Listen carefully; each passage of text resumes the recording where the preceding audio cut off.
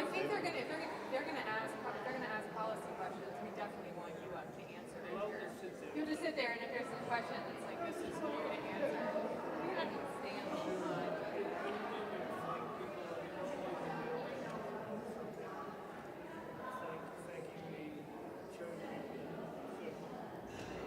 I will thank SINO and the membership of the Circular Church. Yeah, I was going to do that. We did that. They're like it. Yeah, I just met this retired admiral who's running for Senate. Oh, she's here? No, for Congress. Yeah, she. Yeah, maybe you should recognize her.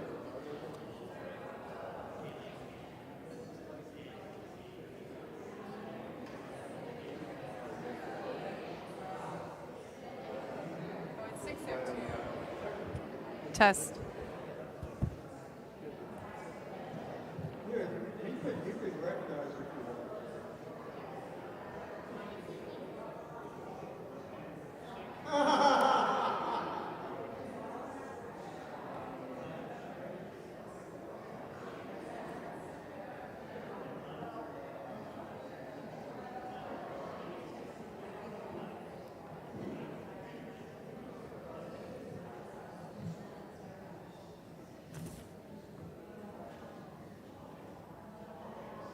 It's gotta be 6 o'clock. And John, I'll just call you up again, just like I did last time. Yeah. Okay. Testing. Test. Okay.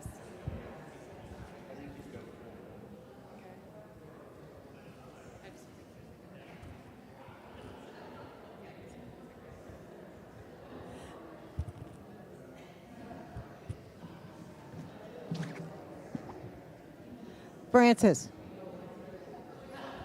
Test. Here we go. He's Francis, got it. okay, we're all on. We're all on. Do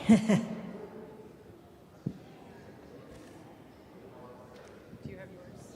Yeah, sorry. I think we got to try to figure out how to do a recording forward. Yeah. Yeah, Gervais will, she's I'm going just to saying do we this. have to do that as opposed to being 300 people. Yeah, it's definitely different. I think it's just a casual. I can pick my nose. Show your ankles.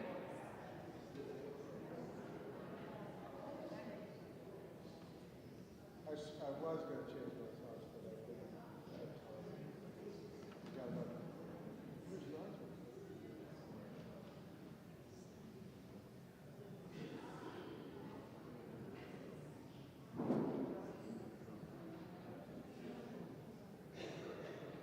They didn't really have it going.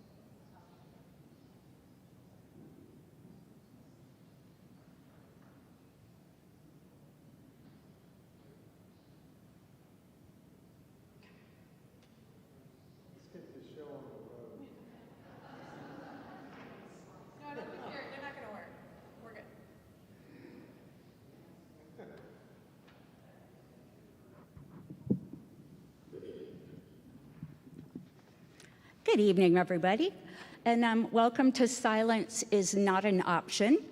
And we're so happy to have this special presentation this evening. We wanted to let you know that our membership is growing by leaps and bounds, which is a great sign because it shows us that people are finally tuning in and getting the idea of what the situation is out there and how people need to be more participatory. For example, our email list grew by 40 members since February 1st. We have over 5,000 Blue Sky followers. Blue Sky is sort of the Democrat version of Truth Social. So we're soaring there. We've got over 1,000 Instagram followers. We've got like 1,400 members of our Facebook group, and we're reaching out across the state, and in some cases across the country. So we're getting a lot of participation in our monthly pop-up protests, which are the second Sunday of every month from 2 to 3, and we do it in various locations all over the city and now in Mount Pleasant.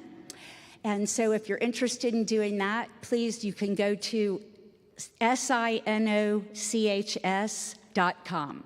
And that has all of our event information. It has all of our pop-up protest information and our speaker series, which is part of what we're doing this evening.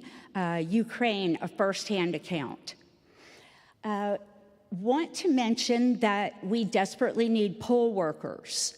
And if you're at all interested in being a poll worker, it's very important and we need you. You can go to Charleston County Election Commission online, or you can, let's see, there was one other place. Or SC Votes. You can go to SC Votes and then just look up Charleston. So we desperately need poll workers. I want to mention a few of our audience members this evening. The Honorable John Gunderson, who is the former charge d'affaires for Ukraine. And Gervais will introduce him in more detail, but wanted to let you know he's here and is a very special guest. And I'd like to introduce our new friend, Nancy LaCour. Nancy, if you would stand up, please. Former 3-star Vice Admiral, U.S. Naval Reserves.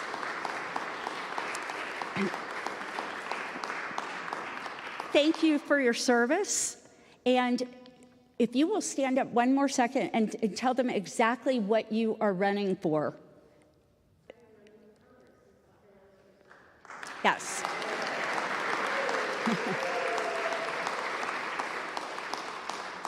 And as one of our Silence is Not an Option members said, hashtag the good Nancy. I love that. I want to thank Barbara Hagerty, Jane Aiken, Susan Dunn, and Greg Smythe for being founders of Silence is Not an Option. And I want to now introduce our interlocutor, it's my new SAT word for the evening, Gervais Hagerty.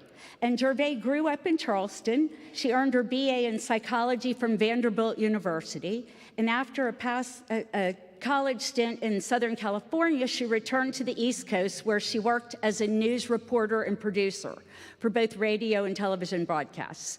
In 2013, she earned her MBA from the Citadel and soon after became a professor where she taught leadership communications. She's also a board member of the Charleston Council for International Visitors and serves on the Charleston Bicycle and Pedestrian Advisory Committee. She now lives in Charleston with her husband and 2 daughters and has published her first novel, In Polite Company. So before I introduce Gervais officially, I also want to let you know that we are live streaming this production, and we want to say hello to everybody out in live stream land.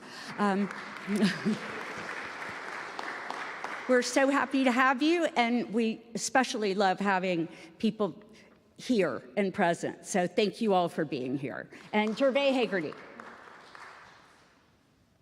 Oh, and I guess I'm introducing you two. You know what I'll do? Dad, will you introduce Walter? Ooh. Well, I would. I'll just say Walter has many. Hold it up. Walter is a gentleman of many accomplishments. He originally comes from Hartford, Connecticut. Played baseball for Yale. Then went to law school at UVA, and then was a White House fellow. But all that stuff, he's been a very successful. He is a wolf in lamb's clothing. They let him loose on Wall Street. He is a people person. He really understands people, and he likes people, and that's what makes him so attractive, and one of the reasons why he's been so successful. We're particularly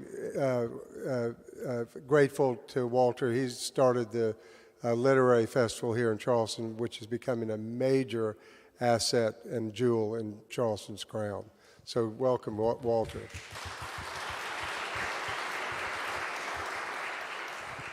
It's okay if you want to pass the buck to me. I do know Dad, but it would be fun. But it would be fun if you want to do it. But I've got to get back to him, back to Adam. What I would say, Duke is a great travel companion.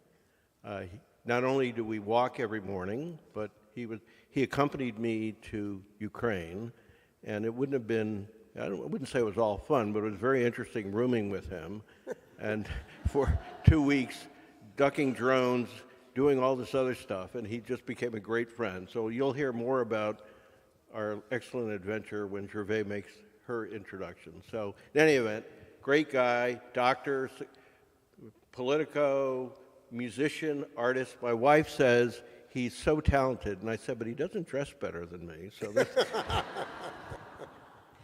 don't look too close at his socks. All right, y'all. I think I have it right this time, John. Slava Ukraini. That's right? Great.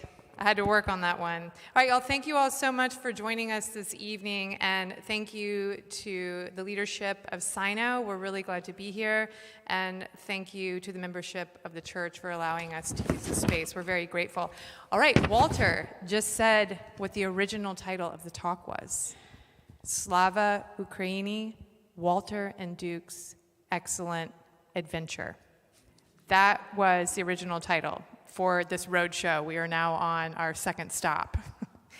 And the reason why we had that title is because traveling to Ukraine for these two really did feel like an adventure.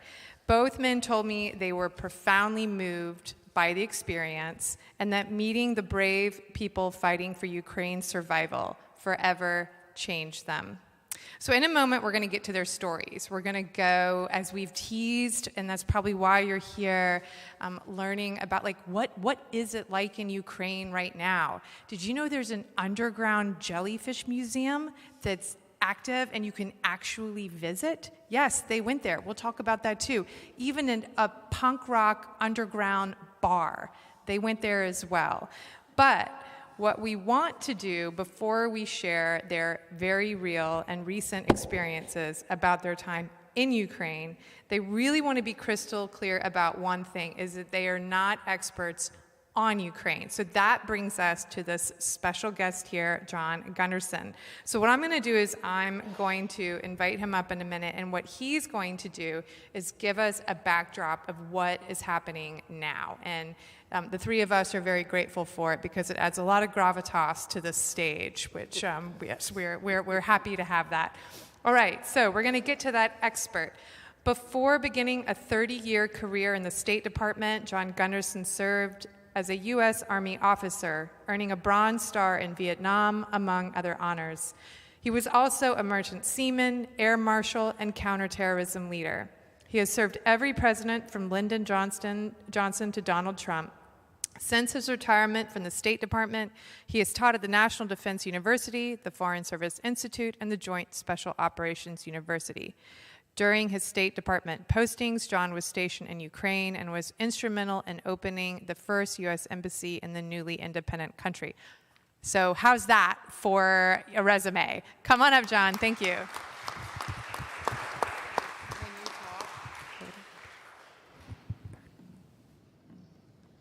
Thanks a lot for that very kind introduction. I'm a little intimidating. First was Walter and Duke, and now an admiral, having been a lieutenant, so I salute you.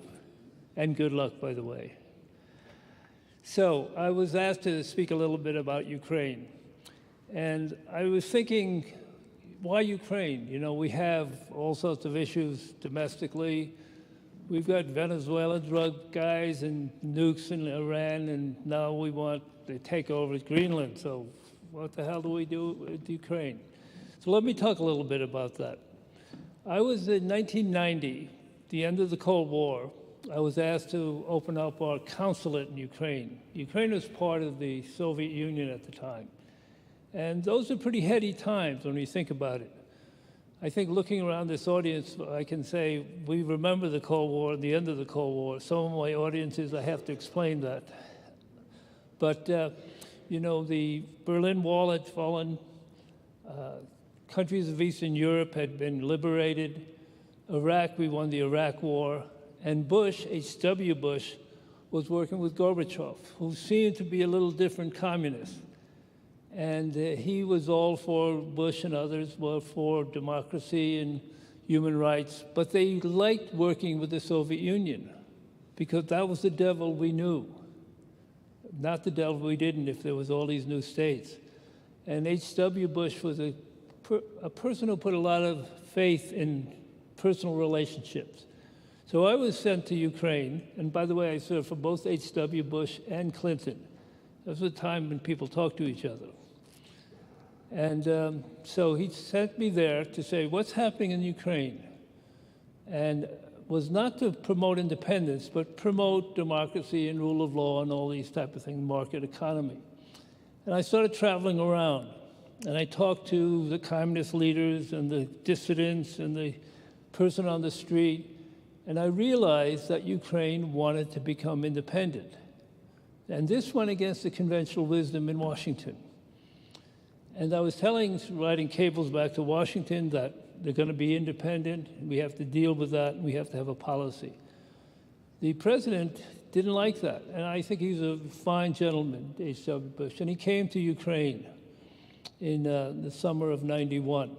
And he gave a speech, very good speech, talked about all these good things, but he also said he did not believe in suicidal nationalism. In other words, you didn't want to be independent. And I try to get the president to take that phrase out of the speech. You know, it's very deferential with the president. Mr. President, great speech, it's perfectly, but you might want to change that one. He said, thank you very much. And he left it in. So what happens? Ukraine has a vote for independence in December 1991. We predicted it'd be a large majority voting for independence. Our embassy in Moscow said no. Washington establishment did not believe it. 92% of Ukrainians voted for independence. 72% of the Russian speakers. Even Crimea voted for independence. The president realized that, and then he recognized Ukraine. But one of the criteria of recognition was the elimination of nuclear weapons. Ukraine became the third largest nuclear weapon state in the world when they became independent, because 1/3 of Soviet missiles were in Ukraine. So we thought that we were dealing with a Russia at the time that was somewhat democratic. Yeltsin was he was a drunk, but he was friendly and he was opening it up. And they got rid of their nukes in exchange for recognition of Ukraine under its territory, including Crimea and the Donbass, signed by the Russians as a treaty. Of course, they didn't abide by that. So how did Ukraine operate in those following years? They had corruption, 70 years of communist rule. You're not going to change it. But they worked with us. Ukrainian soldiers fought with us in Afghanistan, peacekeeping missions in Kosovo and the Balkans and Africa. They started to develop habits of democracy. And Putin didn't like that. He feared not Ukraine's demise or not Ukraine's disaster, but Ukraine's success. Because a successful Ukraine would mean what to the Soviet people? So what about today? Very quickly, what he did was he invaded Ukraine unprovoked. There have been 2 million casualties. 400,000 about have died. More people have died in this war in 4 years than all our wars together, the Revolutionary War, Civil War, and World War II and Vietnam. And they're fighting our fight. So I know we have a very exciting thing to talk about. I'm happy to, I have a secret formula for a just peace, and after the show, come up and ask me about it. So thank you very much for your attention. Slava Ukraini, Geroyam Slava. Thank you.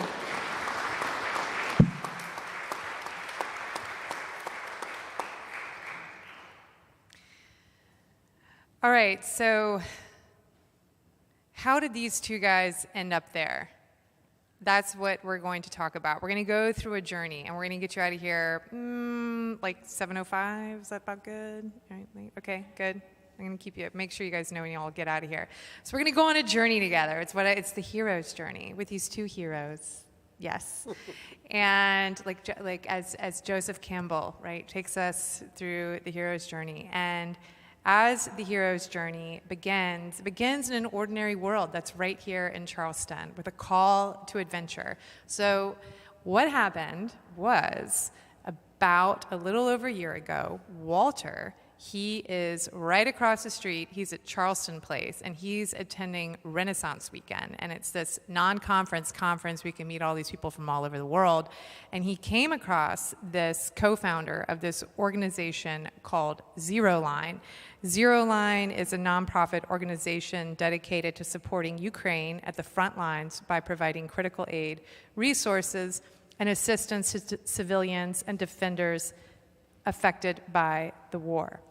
And John, you had just touched on what my original question to Walter is going to be. There's so much going on here, home and abroad, south of us, east of us.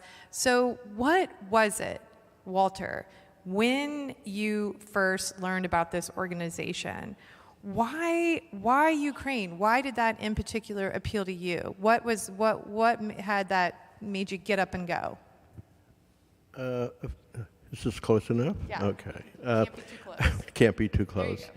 Yeah, obviously, with the invasion or special military operation in 2022, like most of you, I was struck by the bravery of the Ukrainians, and Zelensky in particular, holding out and really, despite all the experts saying they were going to last 3 or 4 days, really surviving. And so I was interested in learning more about that.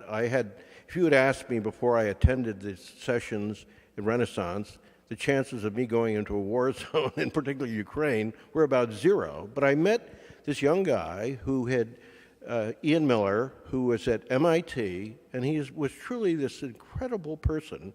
And there were a number of people on this panel who had fallen under his spell, and he had gone to Ukraine 3 days after the war broke out, and when everybody was fleeing Ukraine and going into Poland, he went from Poland into Ukraine. He had just graduated from MIT, was a software engineer, he was working at home, and he basically went into, without a plan, but he went to Kyiv and met up with people who had software background, and this was a war that, as all of you know, was won because of drones and software and all of these things, that he had built up a network there, and he decided that was going to be his role. And so he did this and talked about what they were doing there. And I went to this and was mesmerized by what they were doing. And as John says, I'm a student of history, and when I look at what's happening there, I can't believe there's anything different than what Hitler was going into Eastern Europe in World War II, and people had their head in the sand and didn't think it applied to any of us,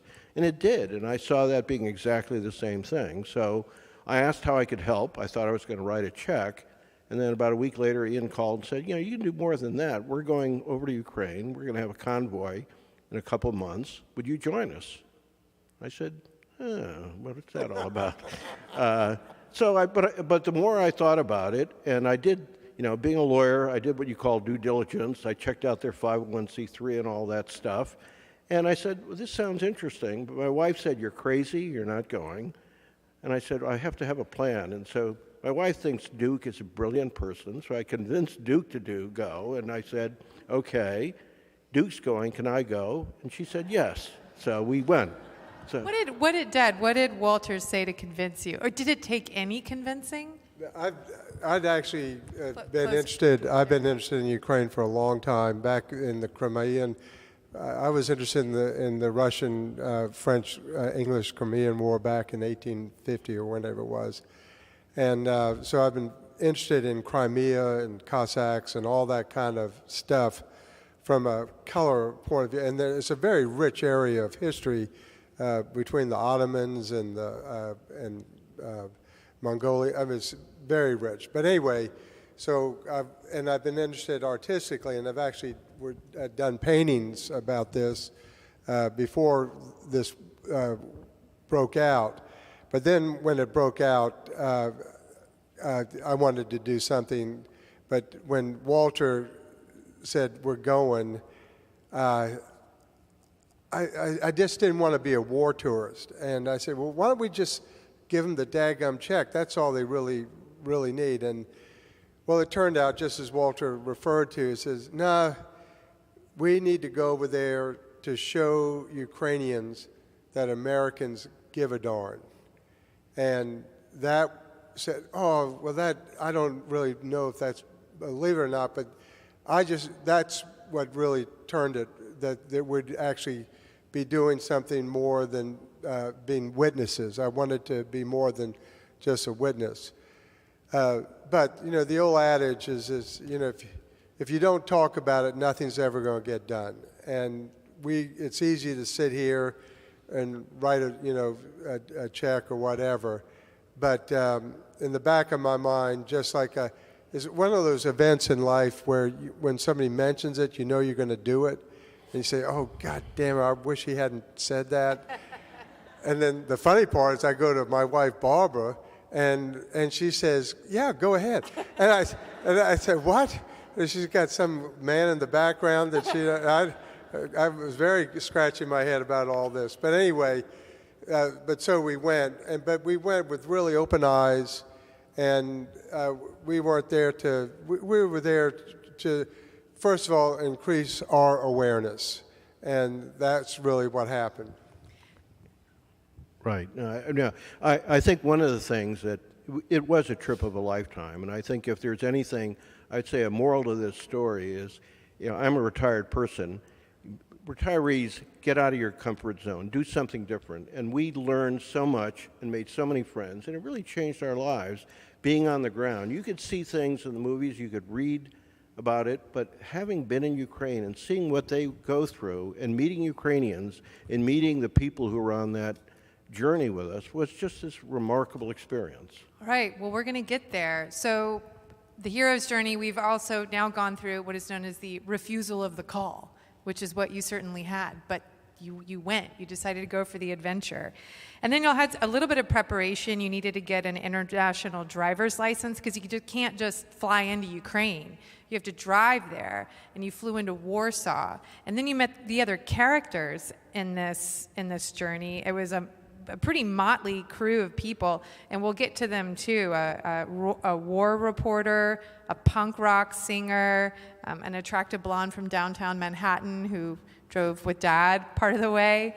All right, and then so you have this caravan, and you're driving medical supplies, right? Tell me what the caravan, like what was it? What were the cars and what was in those vehicles? There were 30 of us, 20 Americans, and 10 Finns. The Finns had refurbed all the trucks, fire engines. We took trucks, fire engines, ambulances, and the like, and they were stuffed with supplies, medical supplies, computers.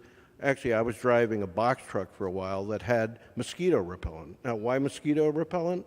Because the Ukrainian troops are in trenches in the summertime, and they couldn't get repellent there, so we had so what Zero Line does is they get the information directly from the front lines, don't go through the bureaucracy, get these things, and they're efficiency ratio, which is one of the things I care about being in the nonprofit world, is they don't take salaries. I mean, this is really great. So we just delivered a whole array of supplies. We picked them up in Warsaw, drove through the Polish border into Ukraine, and spent the first night in Lviv. And you might want to talk about the crew. We didn't get off to a great start because we were being introduced to everybody there. And Duke was, you might want to talk about your introduction. Well, I walk in, and there's this guy who looks like a truck driver. And of course, who am I to tell how somebody looks? But anyway, and I look at this guy, and I say, well, what do you do? And he says, well, I play music. And I said, whoa, I play music too. I'm really, but anyway, so I go on and tell him about what I do with my band. And I'm very much the one who, talent, the lack of talent never stopped me from doing anything. And, but it turns out that this guy just let me go on, and he's the rock star guy. The lead singer of the Dropkick Murphys. For the Dropkick Murphys. Yeah. But, and he turned out to be just a wonderful guy, very humble, and a lot of fun, and a kick-butt guy. He was really, really fun. Dad's band name, by the way, is Post-Life Crisis. Yeah, because we wanted to be midlife, but I'm too old to be. And we just That's had this, my band, Dad. The people there were pretty amazing. Like Harry Dunn, who was a police officer on duty on January 6th, who is also running for Congress. Harry was there. I mean, we had this amazing group of people that, we spent time with, and we made friends for life. They came, we had an art show benefiting Ukraine, and we had a thing at the Literary Festival, and we did a thing again in December. We had a number of people who were on that convoy with us come and support us. Come back, and they were here in Charleston. Right. Okay, but let's get to Ukraine, because that's what you guys want to know, right? All right, so they're taking the caravan. They drive from Warsaw. They're in all these different vehicles. And then your first stop is Lviv. And Walter, I'm going to start with you. And we're going to talk about what you saw that day starting in the morning. And what the phrase we came up with was the strange duality that you experienced there. Yes. Before we get to that, I do want to say that every place you stay, when you check in the hotels, you're escorted down into the bomb shelter every night to show where to go because, the drones come in at nighttime. So the good news about Lviv is the first night we stayed there, the bomb shelter was a combination bomb shelter whiskey bar that we were able to participate in. But so we got a good night's sleep, and then we went off, and they didn't tell us where we were going. We get in the cars, and all of a sudden we're driving in the cars and the buses, and at 9 o'clock in the morning, our driver stops. The entire city stops. What happens is every morning at 9 o'clock, the Ukrainians memorialize the people who were killed in action. So it was this eerie feeling of just getting there and stopping. Everything stopped. And it was just, all of a sudden it brought home to you that until then, you were in this wonderful ancient Ukrainian city that had been Polish, German, et cetera, and the buildings were amazing. You just thought you were in a wonderful Eastern European city. But all of a sudden, you determined that you were in a war zone, and then Duke could probably take you to the next chapter in that story, which is even more unbelievable. The cemetery is where you want to go. Right. Okay. Right, yeah. So what we're going to do is, first I'm going to describe this cemetery, and then we're going to see if we can play some video of it. But what I want you to do now is just picture a cemetery in your head, just green fields, white stones, some crosses. All right, now however many grave sites you see in there, double it, quadruple it, quintuple it. All right, now in your mind's eye, make every one of those graves fresh dirt, fresh turned soil. Now, because these are very new graves, add flowers that are cut so recently that the buds have yet to unfurl on these graves. And then add meaningful tokens, like a ceramic angel or a cross pendant. And then flags, lots of flags, Ukrainian flags fluttering, hundreds of them you'll see. And then you step closer, and that's when you look into the faces of the deceased. There are all these 8.5 by 11 frames, and you see the faces of these people who were recently killed fighting for their country. Their mothers and fathers, sons, daughters, friends. Now what we're going to do, Susan, if you can dim the lights, and we're going to see if Francis, once the lights go out, we can play. It's a very quick video.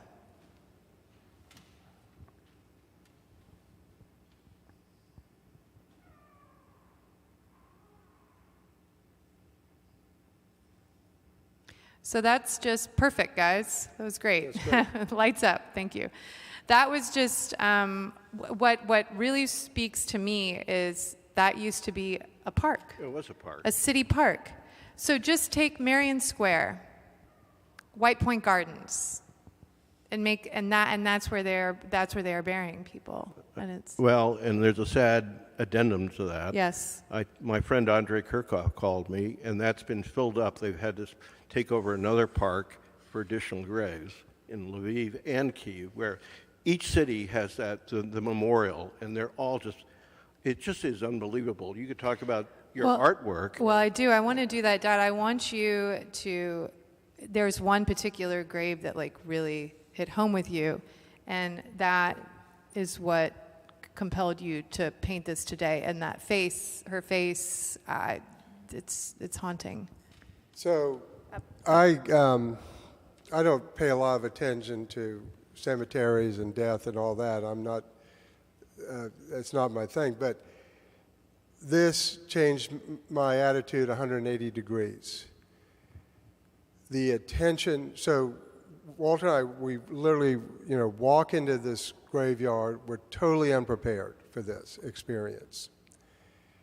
And we're walking by ourselves because it just naturally, you want to be alone. And you see, there must have been 30 new graves being dug while we were there. And their families, there are dozens of different groups of people wandering around. And the care, you saw the flags, the benches, all the memorandum, the little ceramic rabbits and all these things. And then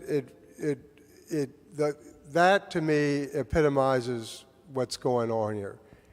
This is not a show. This is war. These are Ukrainian people are different than Russians. They come from Cossack. Cossack means freedom. They were the original freedom fighters. They had the original democracy back in 1710 that was written. The serfs from Russia who were oppressed, they would migrate. The Cossacks are not a tribe. They're a group of people, like the Seminoles, they have a common interest. These families have been there for generations and generations. These are, their society is based on freedom, as opposed to Russia, which is stability. And they are not going to compromise. And when you go to this cemetery, it epitomizes all that in the sense that these cemeteries, yes, they're for the dead, but they're for the living. They're for the families to come and unite themselves with these people are just, this is all new. And you see hundreds of them. And these are families that are grieving, and I'll leave it at that. No, and the amazing thing was the diversity of people who were there. I was struck by the age differences. There were middle-aged men, middle-aged women, more women. When you saw the grave sites, and you would see young men whose girlfriends or whatever were in the morning bringing things, flowers. It just did bring it home and showed. It made you think about how awful what Putin is doing to a country that's bravely, I said 1.2 million Russians have been killed or wounded, but several 100,000 Ukrainians have also been killed. 250,000 children have been kidnapped. I mean, the war crimes and the genocide that's going on there is just unbelievable, and it's just something that I don't understand how our government has not taken a firmer stand, but that's my last political comment, I guess, on that. Just on the note on the children, a comment about that is that if you want to conquer a country, you educate their children. That's how you get them, and that's exactly what Russia is doing with these schools back in the Russian side, by the tens of thousands, re-educating them to be fighting against their own people, and that's how tough. That's what they have mandatory military training for the kids who've been kidnapped. Some of them have escaped, but it's all documented. We met a lawyer there who left a practice in a London law firm. She's a Ukrainian woman, and she has basically moved back to Ukraine to develop a whole case for the World Court for the war crimes that are being committed there. And that's just one example of the strength of the patriotism that the Ukrainians across the board have, and trying to hold out their independence from being destroyed by Russia. Y'all were wowed so many times by the bravery and the stoicism of these people. And I want to go back into the cities and what you saw. And one thing that was very interesting to me was how the Ukrainians did what they could to keep normalcy. And so anytime something was bombed out, there was plywood or they would clean it up.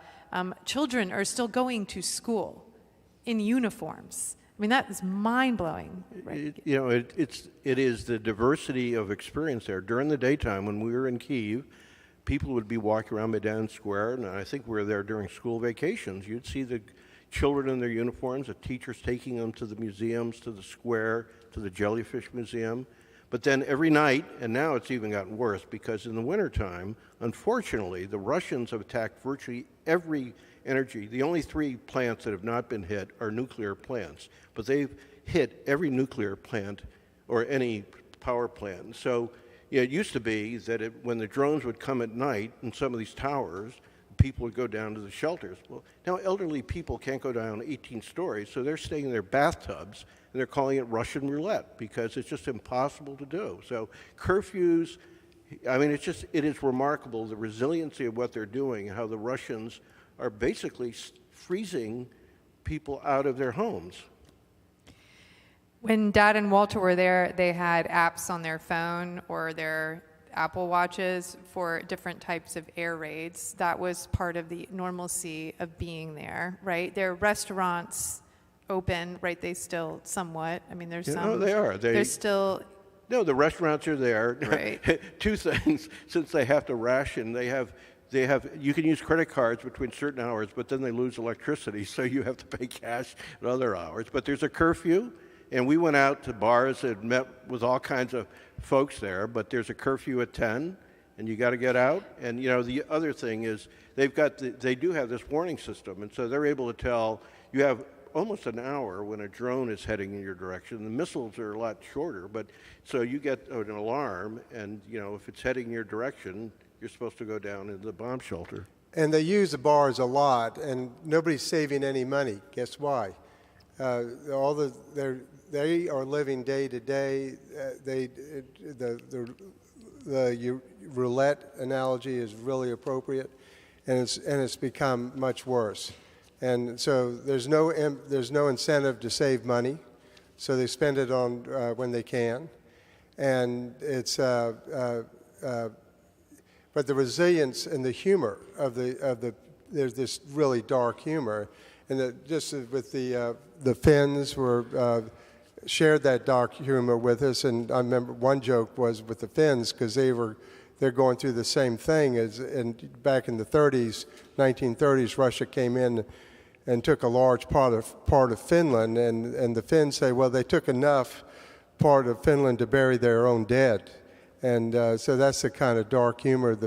But this is the same thing with the Ukrainians. Let's go to the Jellyfish Museum. Is that okay? Let's get it lighted up here. Let's go. Well, I mean, it was just so. I mean, you can just imagine, right? This jellyfish, and You're in an underground museum. Something that just blew my mind. There's someone taking tickets. Someone's living through a war taking tickets for people to go to the Jellyfish Museum. So you're down there, and they're children. What do you see? What is it like? Well, let me give you a little backup. So Kirchhoff wrote this book, and that Walter had shared with me, and there's this whole chapter on the jellyfish, and I told Walter, that's going to be our mecca. We're going to make sure that that's our point that we're going to get to. And sure enough, we're in Kyiv, and we found this friggin' jellyfish museum, and there it was. And Walter, go ahead. No, it was just a museum that some guy collect jellyfish from all over the world, and it was a place of refuge. It was a underground, so it was a bomb shelter jellyfish museum, and the students all there. It's near Maidan Square. It just was a remarkable thing, and just seeing it, and the students were out there during the daytime. And when you're walking around Maidan during the day, it seems like you're just in a city, and then all of a sudden... And kids were being kids. Yeah. They were just acting up loud, and it was joyous just to watch all this going on, and you could just, because they're safe, because it's also a bomb shelter, and so that's why it's so popular. That was something also that struck me as a mother of 2 school-age children, is those teachers or a parent, when you're with your children, you always know where the next bomb shelter is. So if you're walking your children, you just always know the quickest way to get them there. And I just thought how that would just grind on your soul, having to keep aware of that. These 2 guys, speaking of bomb shelters, there was one night y'all didn't make it down. Who wants to talk about that? Well, I'll start it off. So we're in this hotel, and a nice hotel, and like Walter said, so we get the tour of the bomb shelter, and we're really tired. We go up and... We had been driving all day from the Polish border to Kyiv, getting lost because our drivers didn't understand that GPS systems don't work because they scramble all the way to get around. So we finally made it late at night, and so we go to bed and wake up the next morning, go to breakfast. Everybody said, "Where were you during the bombing?" And we slept through the alarms. And I said, "Okay, Duke, let's not tell our wives that we slept through." But they slept through a couple warnings. So they didn't make it down when the rest of the team was down. But you guys we were were okay. sleeping through the sirens. They slept through they slept very well. All right, what I want to do next, and this last little bit, is I want to talk about the drone manufacturing facility. That was another part that just really blew my mind, and it's just full of heartache. And you think of the advancements of technology now. Someone was just talking about ChatGPT earlier, and we're working with technology in our own way. But war, it's so scary, these advances and what they're doing. Would y'all like to take that off about let me set the stage, and then I know Duke's got a story there. But the reasons why the Ukrainians were able to get through the initial days, the Russians were using tanks in an earlier era, and the Ukrainians were using drones and destroyed the tanks as they got near Kyiv. And so the Ukrainians at the beginning had a great advantage. They have great technical skills, and so they clearly have some of the best technology in the world. As the war has gone on, the Russians have gotten the technology from Iran and China and the like, so it's become a real stalemate, what's occurring. And so, but we went to a polygon. We actually did 2 things. We went to a factory where they were refurbishing all the things we brought, because when you bring vehicles there, they have to be camouflaged, they have to put netting on because the drones could hit them. So we went to see a factory that was actually renovating and taking the materials that we had to make it drone-proof as it could be. And that's when we also went to a thing called a polygon, which were the testing facilities that were, it's amazing what's happening there. And this is, unfortunately, the future of warfare. Drone, including on our borders as well. And the U.S. military, I think, is trying to play catch up. But the Ukrainians were remarkable. You saw what they did by driving these box trucks that basically they've been using, taking the front line. They have mobile units that are able to control the drones. And nobody's, this is trench warfare. The Russians are not getting land by attacking. They're doing slightly and then getting swarms of drones and pinning Ukrainians down, the same way the Ukrainians are pinning the Russians down. And you might want to talk about Maddie and some of the stuff we saw, because one of the real medical problems is they can't get their casualties off the field. And I think the statistic is there are more limbs that are lost in Ukraine than anything since the Civil War. Yeah, well, a couple of things. The number one, that Ukraine itself was not making any drones in 2022. Today, 3.5 years later, 5 million a year. That's how fast they've bumped this up. The war, the front line is totally different now, and the NATO is still living, and the United States in we're 10 years behind in terms of this kind of technology, and it's a whole new ball game where a $1,000 drone can take out a tank, and that's happening all the time. So, but anyway, so we're in the Polygon. And Maddie is just like Ian. You know, 99.9% of people run away from a bomb, from a fire, but they're the moths that circle, and these very few people who go to the fire. And Ian is one. Maddie is one. Maddie must weigh 100 pounds. A war reporter. And she's a war reporter. And and I asked her once if she was ever in a cult or a member of a cult, and she looked at me and says, "No, I start cults." And that's her. And we were sitting there talking on a bench at a Polygon, and this drone, and the drones there are different. They're faster. They've got this higher pitch. You see these ones that the kids have around here, and it just triple that, and these things are they just move so deliberately and fast. But anyway, this drone came over ahead, and we were right in the middle of a nice conversation, and her face just went blank, and then she got up and ran behind a tree, and it was just an instinct, and then she calmed down and came back, because it was just a drone that they were showing us. But she reacted viscerally to it.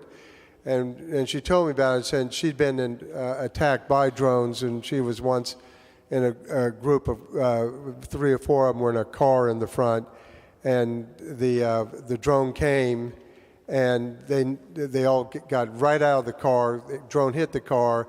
The drone was programmed to hit cars and not so much the civilians. But then the civilian drones, they're civilian drones that come, I mean, but anyway, they're very, very specialized.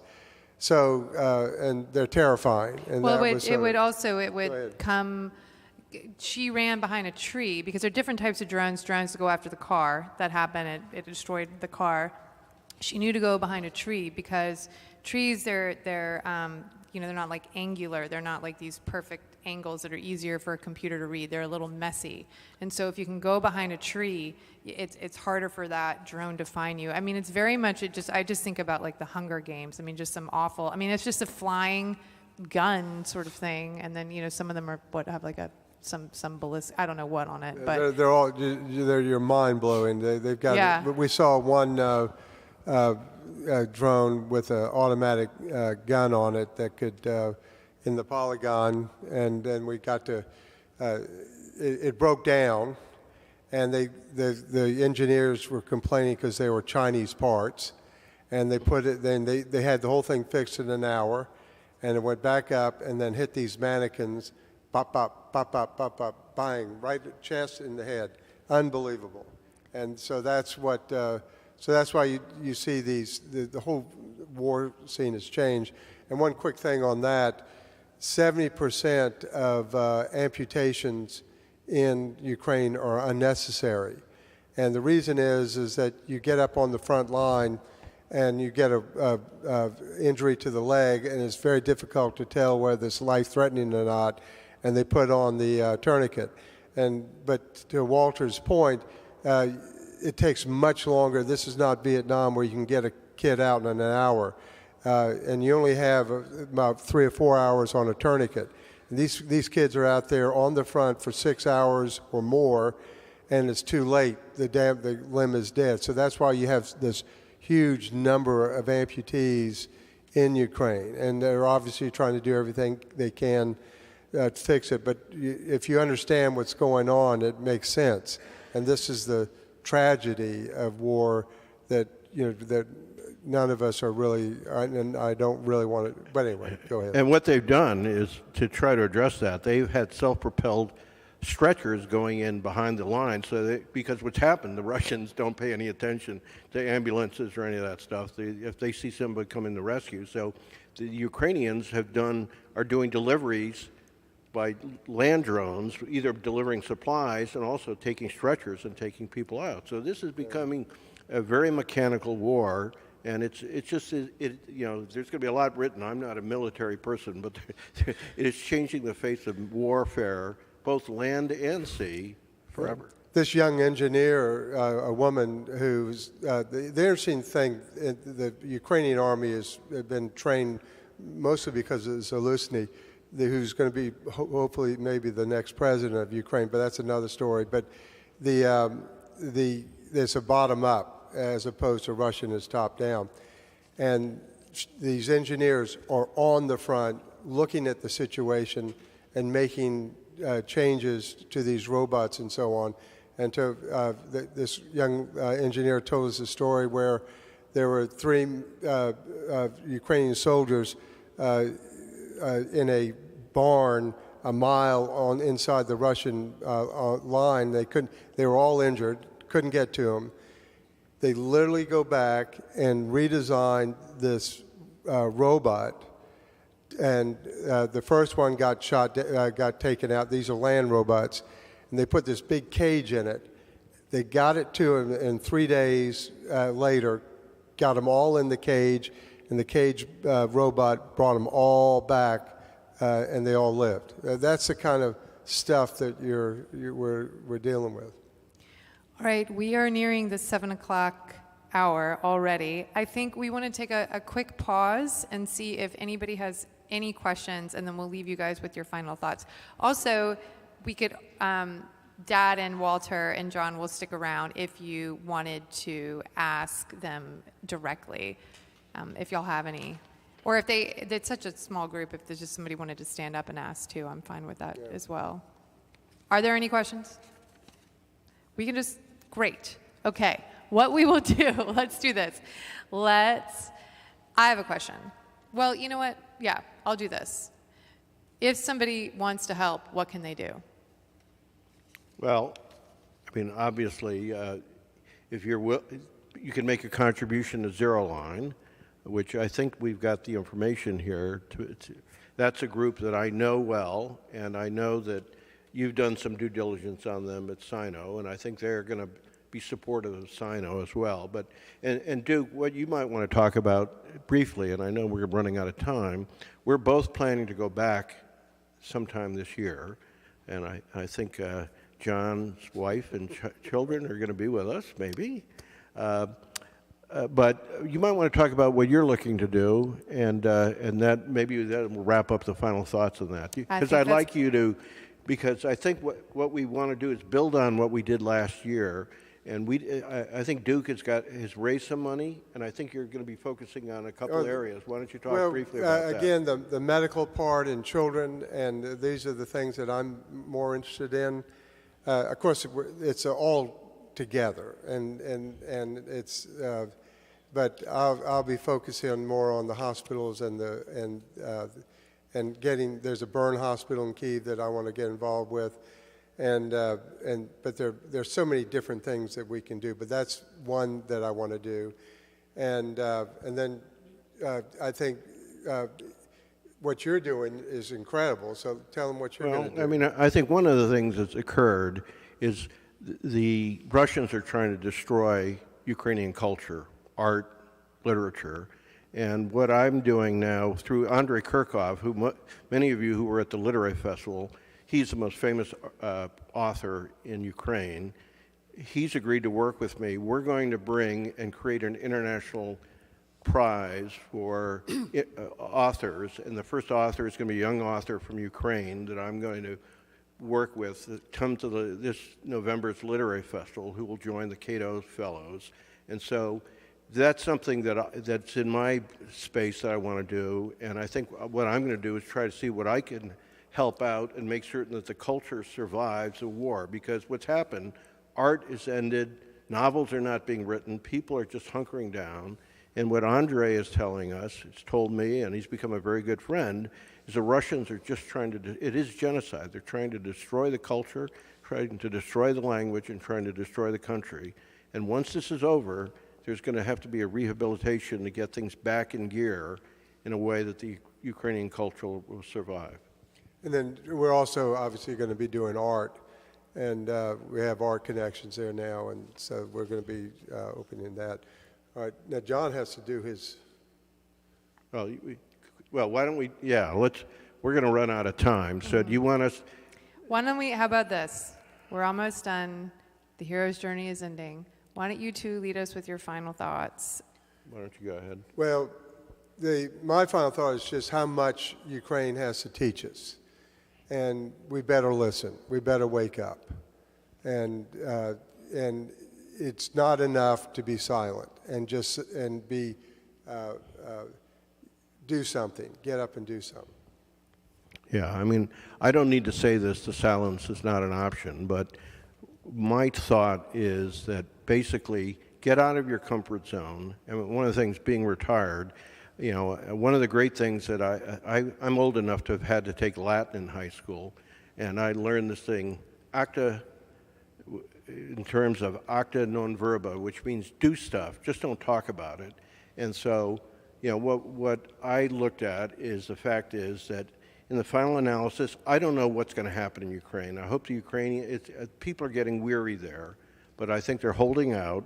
But I know that because Duke and I at least made an effort to be there, and I think that's something that we just didn't write a check, but we did something. And I think my takeaway is that obviously Ukraine is not the only contemporary issue that merits our attention.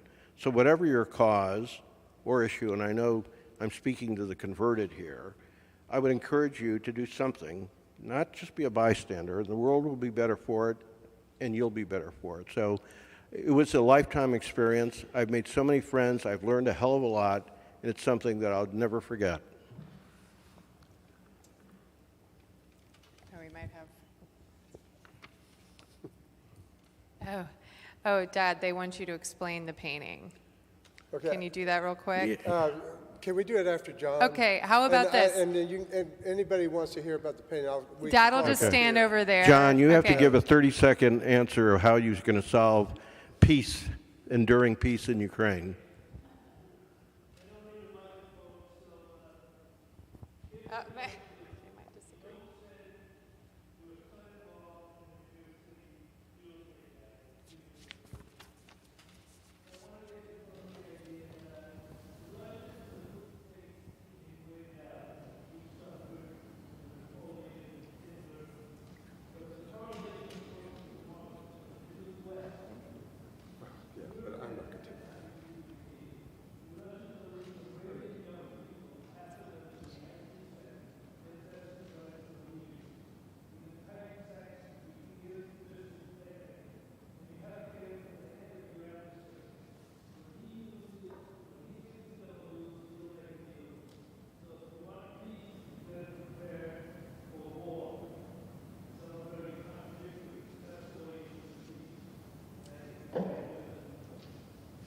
Thank you. All right, y'all. That's a wrap. The end. Thank you all for being here. Dad will be over here to talk about his painting. Yeah. All right. Thank you, guys.